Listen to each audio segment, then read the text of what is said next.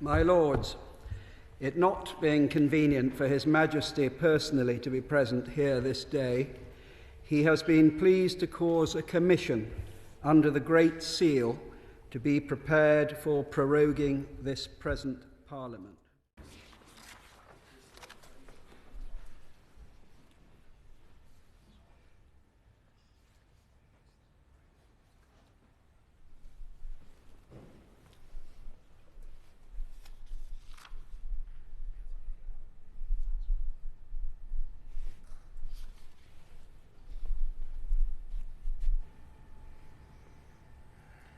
Let the Commons know that the Lords Commissioners desire their immediate attendance in this House to hear the commission read.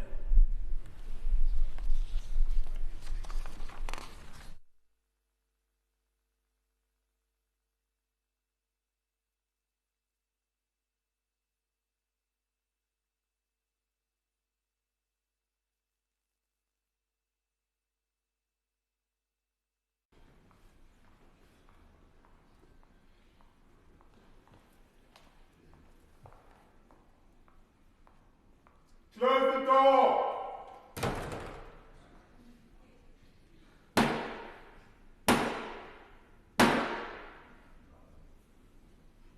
It's Black Rod. Open the door. Black Rod!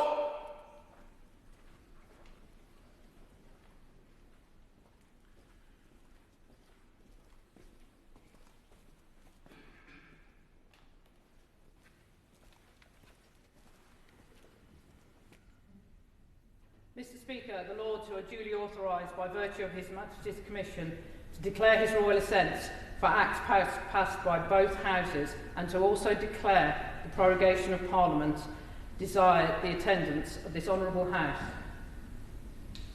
in the House of Peers.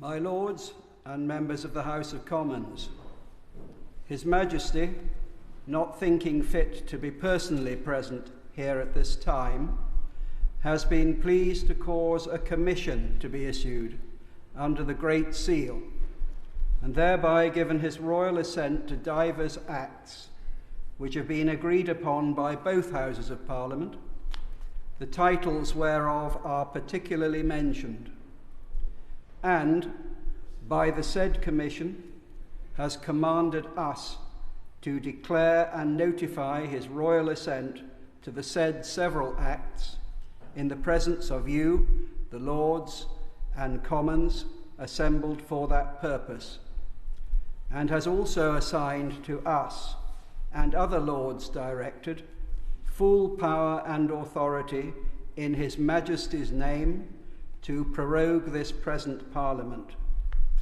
which commission you will now hear read.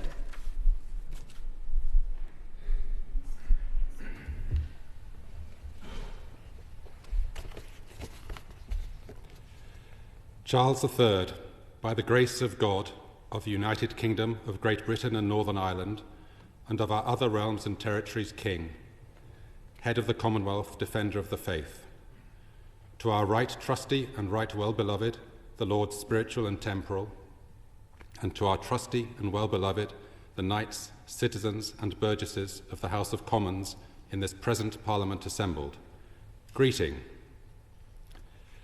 Forasmuch as in our said Parliament divers acts have been agreed upon by you, our loving subjects, the Lords spiritual and temporal and the Commons, the short titles of which are set forth in the schedule hereto, but the said acts are not of force and effect in the law without our royal assent.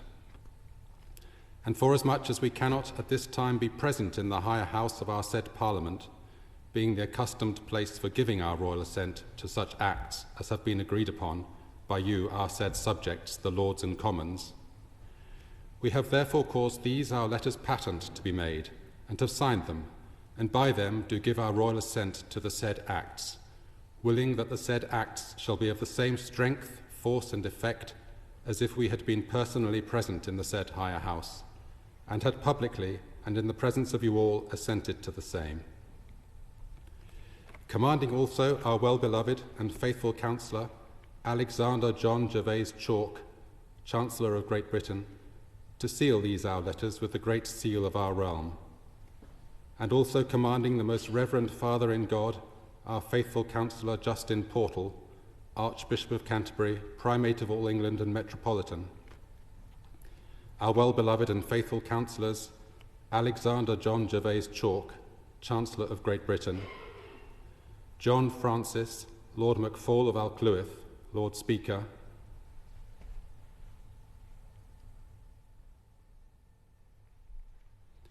Nicholas Edward, Lord True, Lord Privy Seal,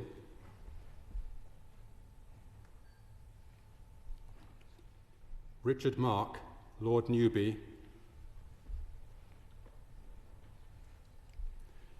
William Herbert, Lord Laming,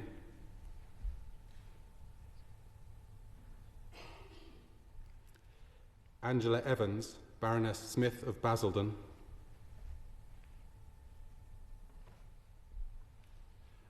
or any three or more of them, to declare this our royal assent in the said higher house, in the presence of you, the said Lords and Commons, and the clerk of our parliaments to endorse the said acts in our name, as is requisite, and to record these our letters patent, and the said acts in manner accustomed.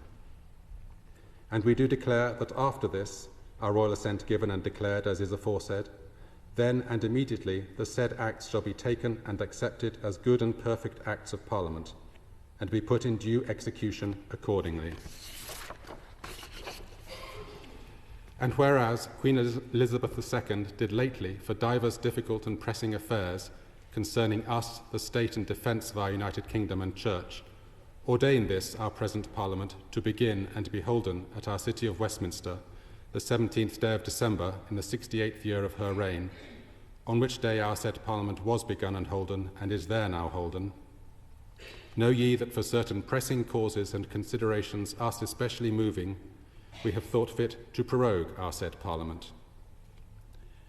We therefore, confiding very much in the fidelity, prudence, and circumspection of you, our commissioners aforesaid, have, by the advice and consent of our council, assigned you our commissioners, giving to you, or any three or more of you, by virtue of these presents, full power and authority in our name to prorogue and continue our present Parliament at our city of Westminster aforesaid, on a day no earlier than Thursday the 26th day of October, and no later than Tuesday the 31st day of October, until and unto Tuesday the 7th day of November, there then to be holden.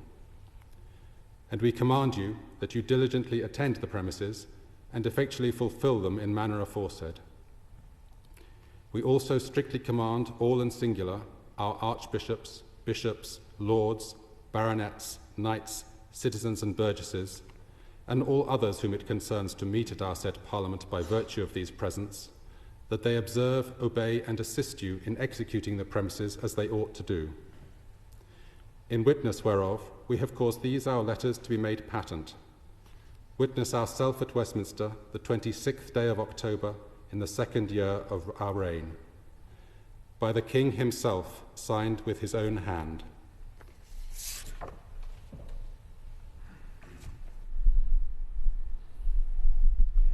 In obedience to His Majesty's commands, and by virtue of the commission which has now been read, we do declare and notify to you, the Lords spiritual and temporal, and Commons in Parliament assembled, that His Majesty has given his royal assent to the acts in the commission mentioned, and the clerks are required to pass the same in the usual form and words.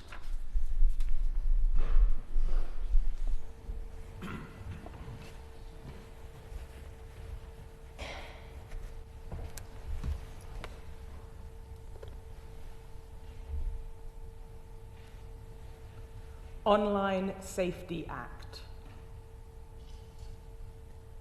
Loi Laveau. Worker Protection, Amendment of Equality Act 2010 Act. Loi Laveau. Energy Act. Loi Laveau. Non-Domestic Rating Act. Loi Laveau. Procurement Act. Loi Laveau. Levelling Up and Regeneration Act. Loi Laveau. Economic Crime and Corporate Transparency Act. Loi Laveau.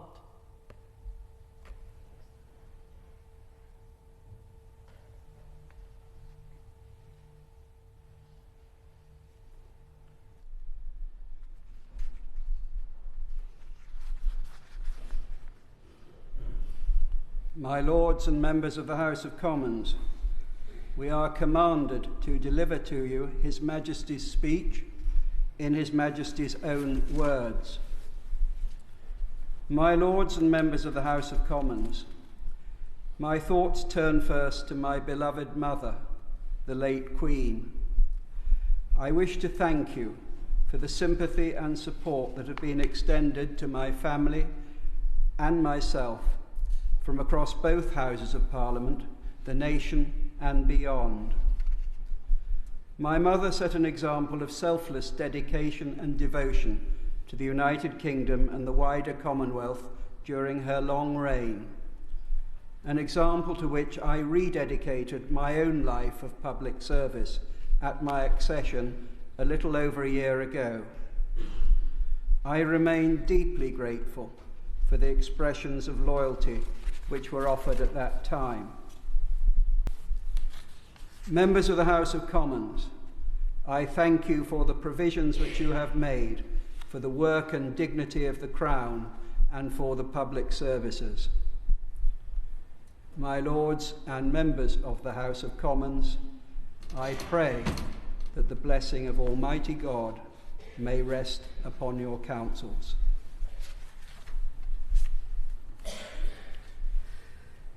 My Lords and members of the House of Commons, by virtue of His Majesty's commission, which has now been read, we do, in His Majesty's name, and in obedience to His Majesty's commands, prorogue this Parliament to the 7th day of November, to be then here holden, and this Parliament is accordingly prorogued to Tuesday, the 7th day of November.